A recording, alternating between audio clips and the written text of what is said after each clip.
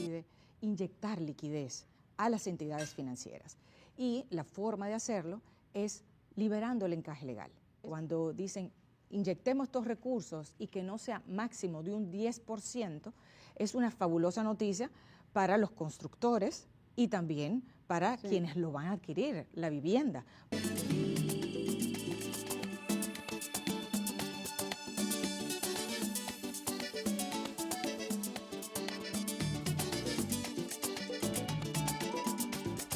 Bueno, y como adelantaba antes de la pausa, conversaremos a continuación con María Teresa Cabrera, quien es una persona que desde hace mucho tiempo se ha dedicado a todo el tema de educación, entre otros temas que también abordaremos con ella. Gracias, María Teresa, por acompañarnos este viernes. Siempre es un placer. Y más si es un día después de que las Águilas le ganan al Licey. Atención, Edith Febles. ¿Cómo Un va? abrazo para Edith. Con cariño, ¿eh? Los tres. La mejor invitada que ha venido aquí. Ven todos los días, como dice mi hermano José. Yo tengo hermano, cuando le gusta algo, dice, ven todos los días. Bueno, María Teresa, un grato placer, muy grato recibirte aquí, un honor para nosotros. Gracias. Desde luego, hablar contigo, tema educativo, tema de la política, ya una persona presidente del Frente Amplio, una persona con vasta experiencia en la labor docente, en la labor gremial y también política. Así que tenemos muchos temas para tratar contigo. Indira tiene uno que es de la entrada, ¿verdad? Bueno, sí. Por lo cual te invitamos. El educativo, María Teresa, nosotros en los últimos días hemos visto varios casos en San Pedro de Macorís, primero en una comunidad, una jovencita con dos profesores y luego también otro caso que salió a relucir en otra comunidad de esa misma zona y uno se pregunta más bien qué es lo que está pasando a nivel de educación, porque además de esos casos que ya están en procesos judiciales, hay otras denuncias y no es la primera vez que pasa esto al interior de nuestras escuelas. Sin dudas es un tema que estremece porque las propias estadísticas del Ministerio de Educación de la cantidad de profesores cancelados por tema de abuso sexual confirma un elemento que realmente es motivo de mucha preocupación. La familia le confían sus hijos e hijas a la escuela. El segundo padre. La escuela se supone que es un espacio muy seguro, ¿sí? Y la escuela no son las paredes del edificio, sino todo ese conjunto, ese colectivo pedagógico, el personal de apoyo administrativo que labora en el centro. Entonces se supone que todos ellos tienen clara esa misión, la misión que tiene la escuela, que además de ese proceso de formación integral de la personalidad del educando, la educanda, debe garantizar seguridad a los niños, niñas, jóvenes, adolescentes que van al centro educativo. Cuando situaciones como esta que estamos observando ocurren, entonces hay que como poner la alarma y repensarlo todo, comenzando desde el fortalecimiento de las evaluaciones, las pruebas psicológicas de personalidad que se hacen, las entrevistas en los concursos, pero también hay que fortalecer desde el punto de vista institucional, porque nosotros, yo creo que esto es importante decirlo, porque normalmente los problemas de la educación se abordan sin penetrar en la combinación de factores causales de orden estructural que afectan el sistema educativo. Y casi nunca hacemos eso. Entonces, ¿qué elemento, cómo se transfiere en el ámbito de la educación y cómo puede digamos, influir en la idea de que algún docente piense que puede incurrir en una práctica impropia de su ejercicio y que va a salir bien. Bueno, porque la historia ha mostrado que mucha gente que en algún momento ha sido denunciado por una práctica como esa, por mucho tiempo lo que se hacía era que o lo trasladaban a otro centro. Como en las iglesias. Claro, Que lo trasladan. Entonces tú tienes que va de un lugar a otro lugar nuevo y repite. Claro. Y repite la misma práctica y llega a otro centro y hace lo propio. Y yo conocí un caso que en 3 centros educativos y repitió lo mismo. Entonces, ¿a qué se debe eso? El factor de la impunidad. Un rasgo esencial en el régimen político nuestro. Y si tú analizas cada uno de los factores, digamos, de los rasgos más relevantes del sistema político, ¿cómo afectan el sistema educativo? Normalmente ese ejercicio no se hace.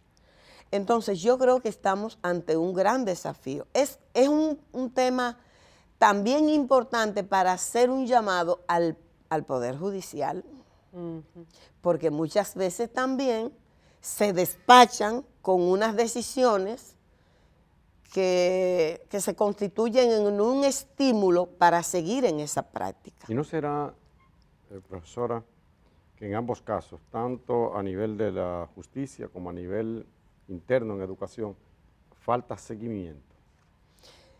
Yo creo... O alguien que supervise al que supervisa, no sé. No, algún yo tipo creo, de control. En términos de cómo, es decir, la lógica con que se organiza la escuela, evidentemente tiene que tener clara cuál es su misión en términos de los niños y las niñas, los estudiantes, hay que estar encima de ellos siempre, hay que estar observando siempre. Y por eso en la escuela, hasta en el recreo, que son los momentos en que todos están fuera, ¿verdad?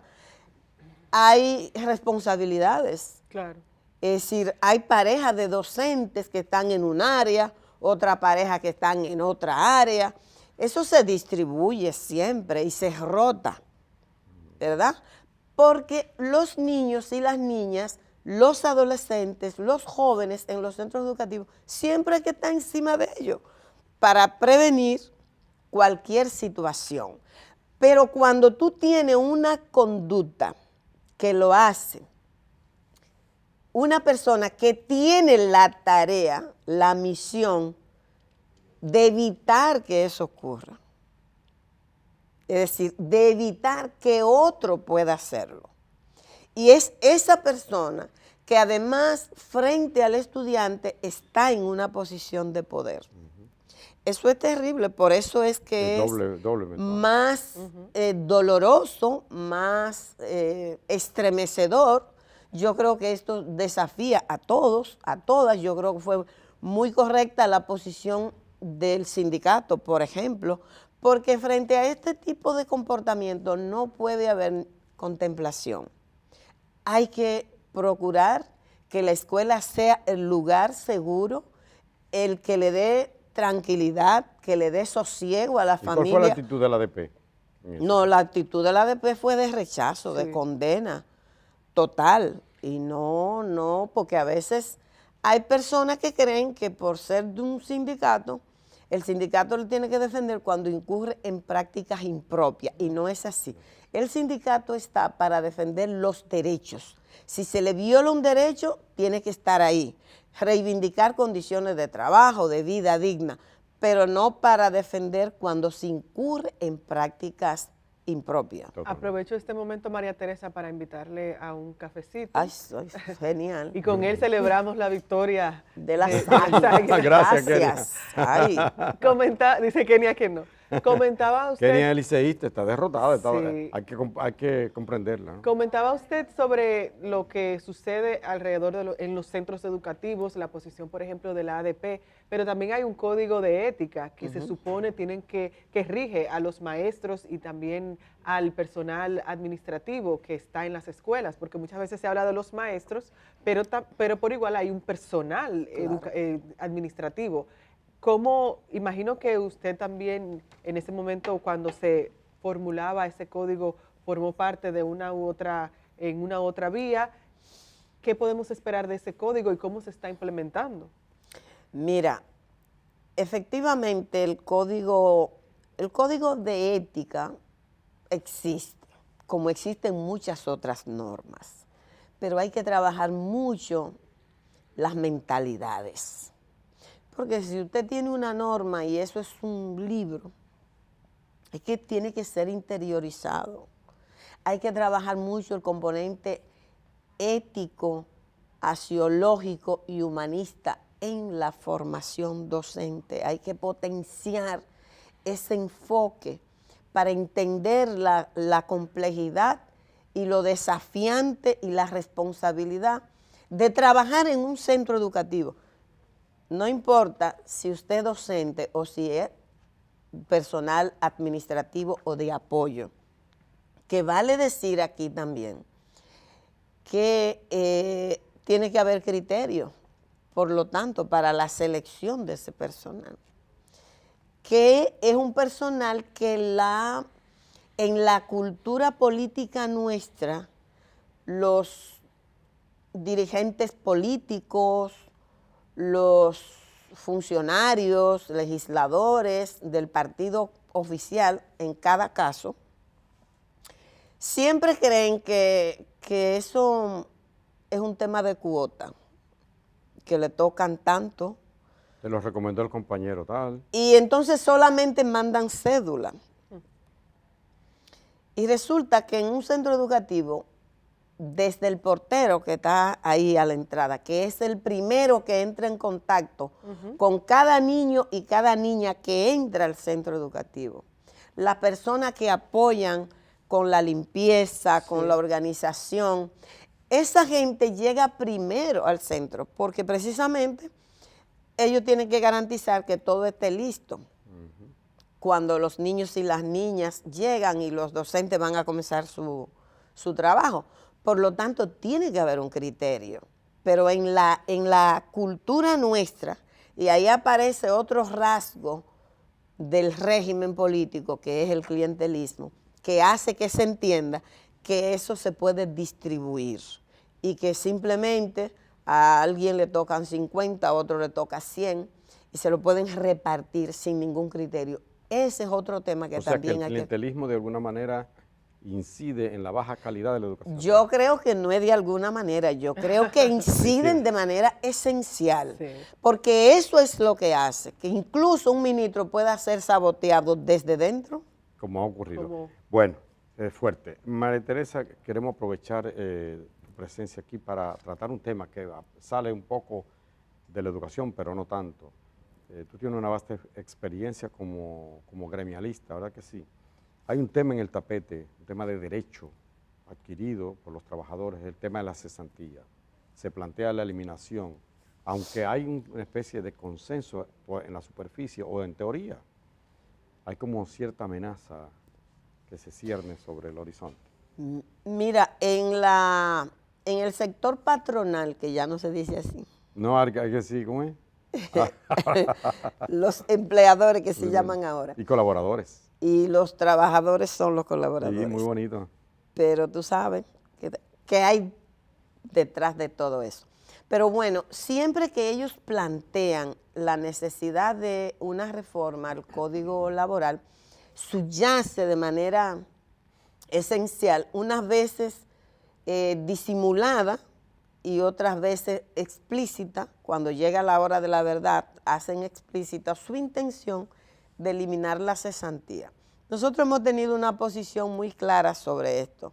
Creemos que es necesaria una actualización del Código Laboral porque hay, digamos, área del campo laboral que no están consideradas en esa norma, como el trabajo doméstico, como el trabajo... El teletrabajo. el trabajo desde el hogar, que tienen que ser considerados, pero nosotros estamos en total desacuerdo con una reforma al Código Laboral que pretenda eliminar conquistas que los trabajadores y las trabajadoras han logrado en función de mucha lucha, que además hace un poquito de justicia en un país en el que la política salarial, que es consustancial al modelo de desarrollo que se ha impuesto, es restrictiva, adrede. Si nosotros tenemos bajo salario como un elemento que subyace, que es consustancial al modelo económico que se ha impuesto en el país, y la cesantía hace un poquito de justicia. ¿Y cómo es posible que se pretenda eliminar alegando que le genera problemas, que le reduce rentabilidad, pero tenemos más de 60 años con la economía creciendo? Bueno, yo sacaba un cálculo esta mañana. ¿Ah, sí? Pedí cuánto era el Producto Interno Bruto en el 1992 y cuánto es en el 2024. Me lo dio hasta el 23. Y dice que hasta el 23 el Producto Interno Bruto de la República Dominicana creció 206, se multiplicó por 206 veces. Pasamos de un presupuesto de 6,000 y pico de millones de pesos a uno de 1.681.000 millones. Exactamente. Y ya sabemos cifras que ese crecimiento se concentra en unas cuantas manos, claro, que son los mismos dueños de esos medios de producción, y que esa riqueza no se redistribuye. Entonces, encima de todo eso, pretender quitar un derecho como el de la cesantía, que por lo menos en condiciones de despido de un trabajador, de cancelación de un trabajador o una trabajadora, le garantice un poquito de condiciones en ese periodo de tiempo que quizás se va a tomar para encontrar otro trabajo. Entonces yo creo que eso es simplemente inaceptable, y esperamos nosotros que tanto los congresistas como el gobierno muestren la suficiente voluntad política para entender que en el país no es posible acometer una acción de ese tamaño. Y ahora que usted menciona a María Teresa, al gobierno y a los congresistas, si bien conocemos ya, por ejemplo, que de parte del gobierno, en ese diálogo tripartito, dice el gobierno, apoyamos a los trabajadores con la cesantía, ya en el ámbito político, ¿hay en realidad una voluntad o una intención verdadera de apoyar la cesantía? Mira, hay que siempre estar alerta, siempre es necesario estar muy pendiente. Eso es lo que han dicho las voces que se han expresado desde la oposición, y el oficialismo también ha dicho que no van a tocar la cesantía. Pero siempre hay que estar atento. Nosotros esperamos que sea así, porque realmente sería una provocación, y yo creo que no es necesario, porque ya tenemos bastante. Bueno, ahí está, sí, una provocación. Una claro, provocación. Tenemos que finalizar, María Teresa, como siempre hay mucho de qué hablar con usted, pero no quisiera que nos fuéramos a la pausa sin antes hablar sobre La Vega. ¿En qué está el maravilloso pueblo de La Vega? Él lo dice como vegana, ¿eh? Sí, pero claro, sí, está bien, lo suscribo. Como vegano, y yo también. Yo lo sé. Bueno, vamos, yo creo que La Vega, después de la solución al tema de la alcaldía, yo estuve recientemente en el acto de encendido del Parque Mágico, y la verdad que yo vi como una representación de la diversidad de sectores de La Vega en ese acto, digamos, simbólico en La Vega. El Parque Duarte repleto, el obispo, las autoridades de los distintos niveles, Hay un apoyo, empresariado, sí. Ahí, O sea, ya las aguas bajaron de Ajá. nivel. sí, sí, no, ella está trabajando, están en un momento obviamente de planificación porque ella entra cuando casi el año se agotaba. Pero yo vi un ambiente muy bueno Bueno, no. y siento que como que hay un respiro. Qué bien. Bueno, nos alivia Sí. esa noticia. Muchísimas gracias a la profesora María Teresa Cabrera. Como siempre, un grato honor, ya lo he dicho, conversar Gracias. contigo. Y a ustedes, amigos, sigan con el día. Viene Maribel Contreras, hoy es viernes, el cuerpo y ella lo saben. Ay, ay, Y ay. ya viene el arte, se llena de arte, se inunda de arte este espacio, después de esta pausa.